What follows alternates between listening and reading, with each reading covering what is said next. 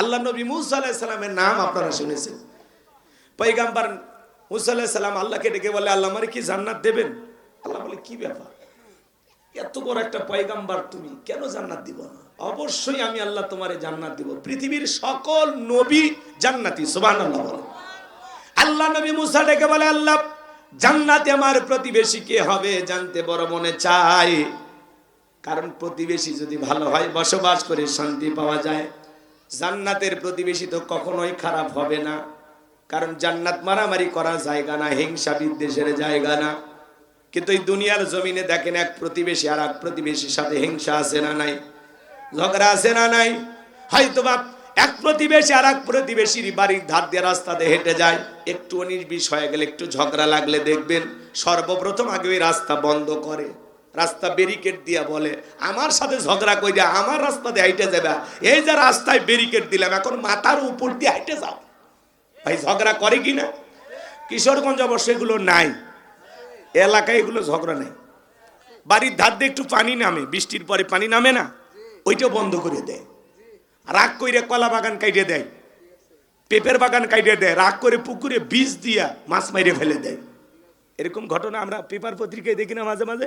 এক প্রতিবেশী আর এক প্রতিবেশীর উপরে হিংসা করে এরকম জুলুম করে।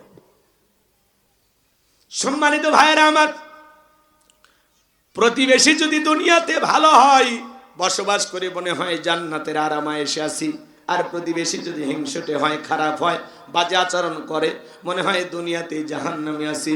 আমাদের পাশের দেশ ভারত, তারা আমাদের প্রতিবেশী, ওরা যদি আমাদের সাথে বন্ধুত্বপূর্ণ আচরণ করে আমাদের ভালো লাগে।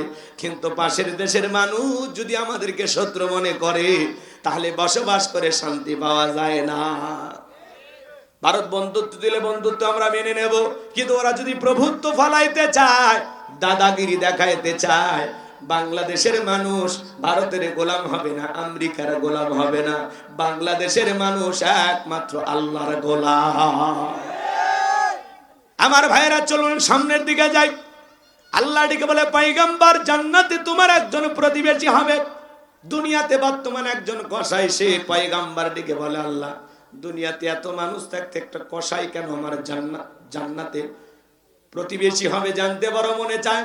আল্লাহ ডেকে বলে, পয়গম্বর সবই যদি আমি বলে দেই তোমার কি কোনো দায়িত্ব নাই?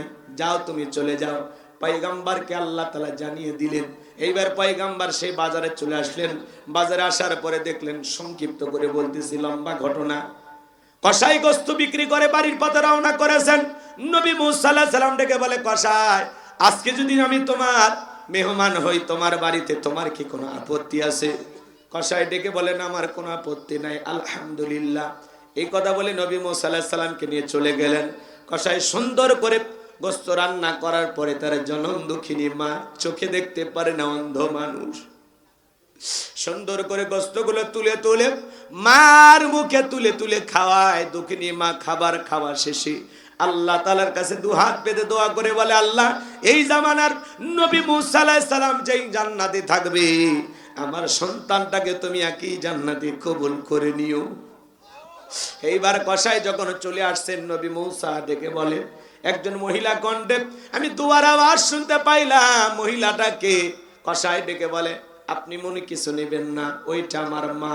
প্রতিদিন আল্লাহর কাছে দোয়া করেন, আল্লাহ যেন জামানার নবী মুসার সাথে আমাকে একই জান্নাতি কবুল করেন। আপনি বলেন, কই জামানার নবী মুসা আর কই আমার মতো সামান্য কসাই, আল্লাহ কি কখনো এই দোয়া কবুল করতে পারে? নবী মুসা ডেকে বলে, কসাই আমি হইলাম এই জামানার নবী মুসা, আর তোমার মায়ের দোয়া আল্লাহ কবুল করেছেন। আল্লাহ আমাকে নিজে জানিয়ে দিয়েছেন, আমি যেই জান্নাতে থাকবো সেই জান্নাতের পাশের ফ্ল্যাটে প্রতিবেশী হিসাবে আল্লাহ তোমাকেও কবুল করে নিয়েছেন। বলুন সুবহানাল্লাহ। মায়ের দোয়ার কারণে একটা কসাই যদি নবী মুসার সাথে জান্নাতে যায়, সেই মায়ের দোয়া নেওয়ার দরকার আছে না নাই? সেই মায়ের সাথে ভালো ব্যবহার করার দরকার আছে না নাই? আল্লাহ রাব্বুল আলামিন বলেন, অকদা রাব্বুকা আল্লা তা'বুদু ইল্লা ইয়াহু ওয়া বিল ওয়ালিদাইনি ইহসানা। আল্লাহ বলেন, আমার ইবাদত করো, আমার গোলামি করো, আমার ইবাদতের সাথে কাউকে শরীক করো না। আমার ইবাদতের পর তোমাদের দায়িত্ব হলো মাতা পিতার খেদমত করা, তাদের সাথে উত্তম আচরণ করা। হে যুবক, খবরদার মা বাবার সাথে কখনো খারাপ ব্যবহার করবা না। আল্লাহ বলেন ওয়াকুল্লাহুমা কাওলান কারীমা, পিতামাতার সাথে সম্মান সূচক আচরণ করো, নম্র ভদ্র হয়ে বিনয়ী হয়ে মা বাবার সাথে কথা বলা লাগবে।